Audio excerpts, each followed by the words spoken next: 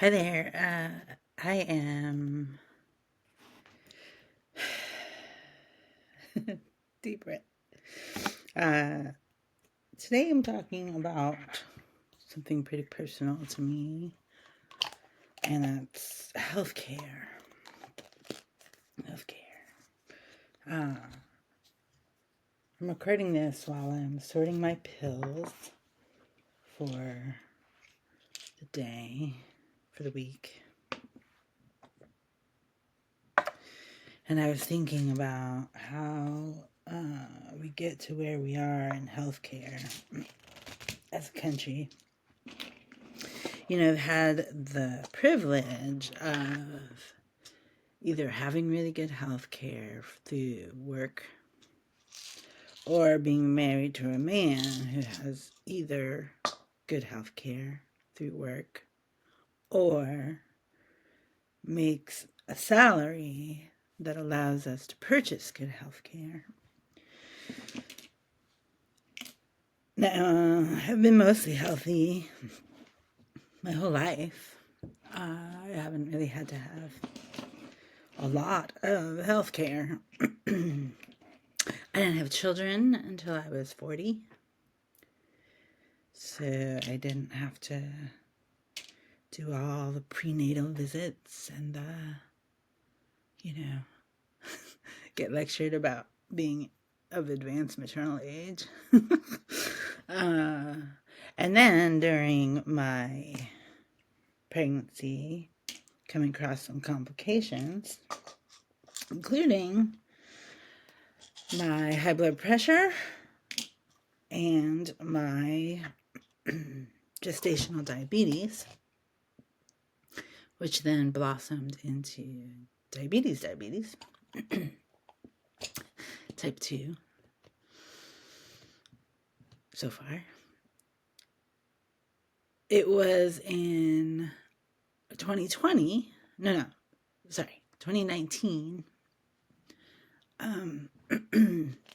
Those of you who know me know that in 2019, we moved and had to reestablish care everywhere for my husband and I and our 2 daughters out in Montana.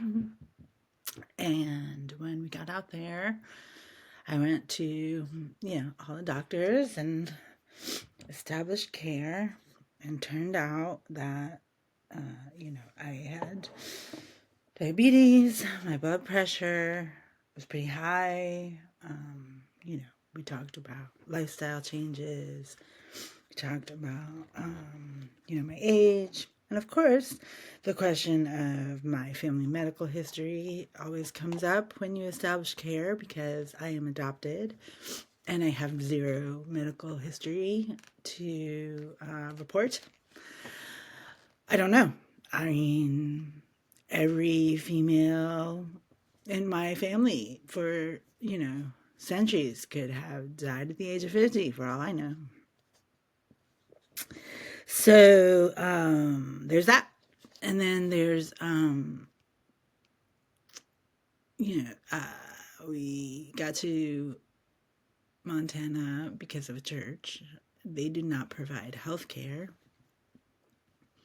health insurance rather, but they did provide a very comfortable salary, and we were able to purchase. And we had friends who are in the same position all over the country, and still are, where everybody had to purchase something that was conducive to their family, and that supported the needs that you have.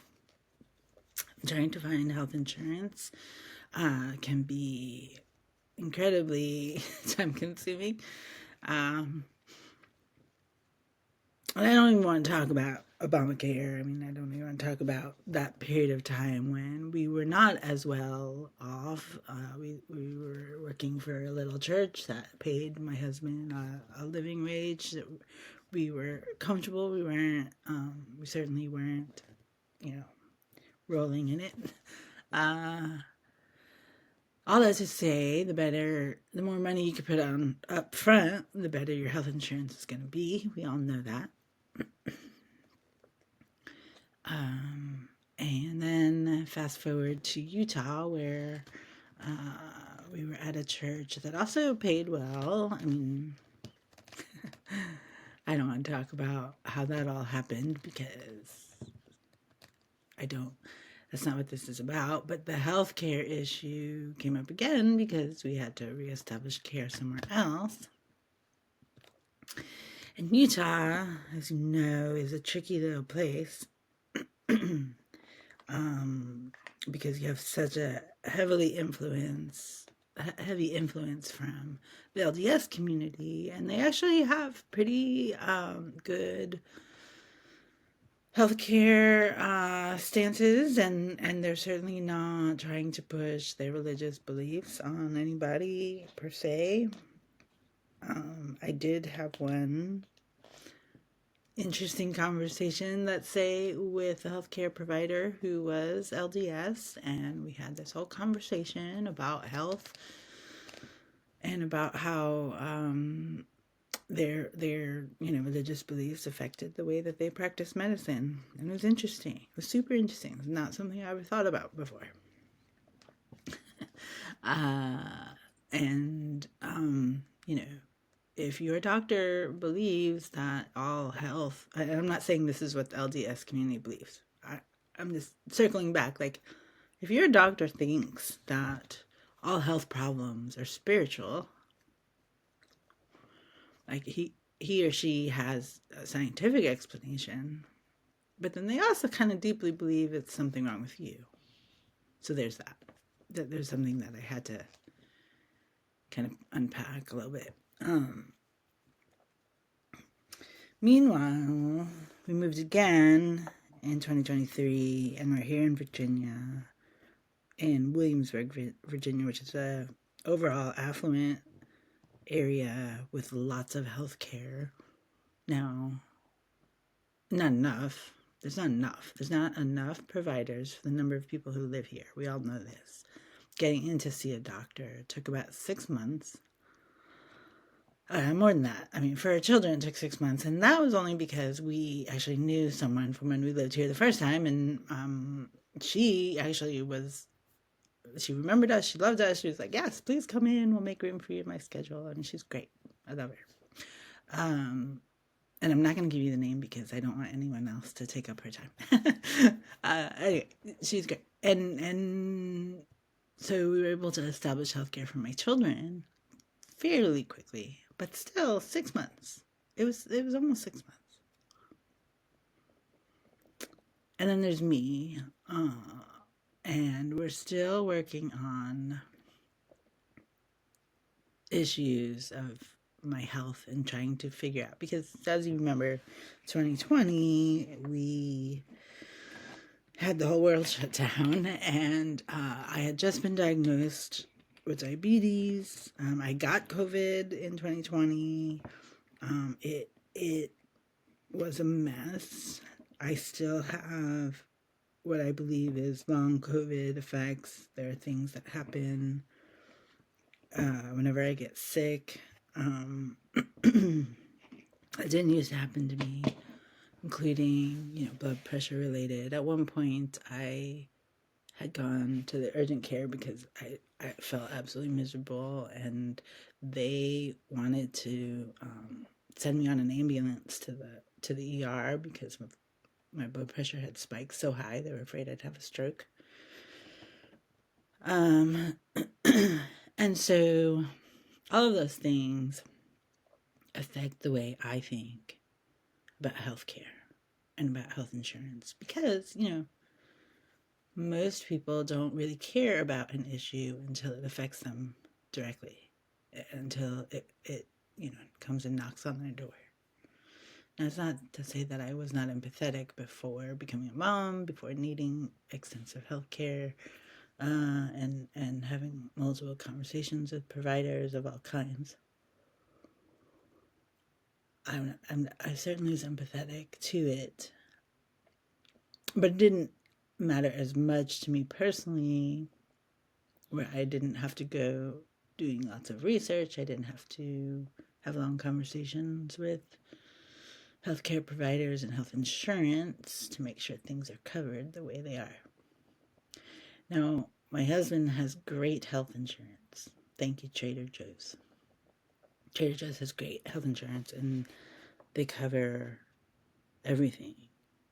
And right now, I am taking 5 prescriptions, five prescribed medications, and I pay $0 at the pharmacy. That's health insurance. No, we pay for the health insurance, not it comes out of Rob's paycheck for the family. Employees get, I believe, 100%, but then you can add on for a fraction of the cost of what it would cost. I say all this, of course, because what we're looking at now is some changes to health insurance companies and it's going to get trickier. It's always been tricky. Where people start saying things like, why should I pay for other people's health insurance? I mean, I've seen people say that. Like, why should I shouldn't have to pay as much as this other person who needs more health care. I don't have time for those folks, but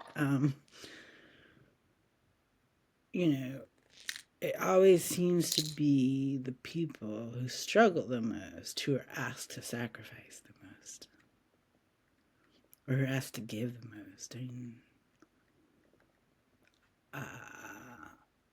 we don't make a lot of money, and having to pay the costs that it seems like they want people to pay for medicines is just not, it's not going to happen. And there are plenty of people who don't have the means to pay for the medications that they're taking should things get worse. And ultimately, to me, that means we're asking people to be willing to not live. And that's not acceptable for a country of our size and of our wealth and means. I'll let people with more information and intelligence on these things have the debate about socialized medicine, and that's not where I'm going with this. I'm trying to say there are real people like myself and my family who would be very much impacted by the way that these conversations are going.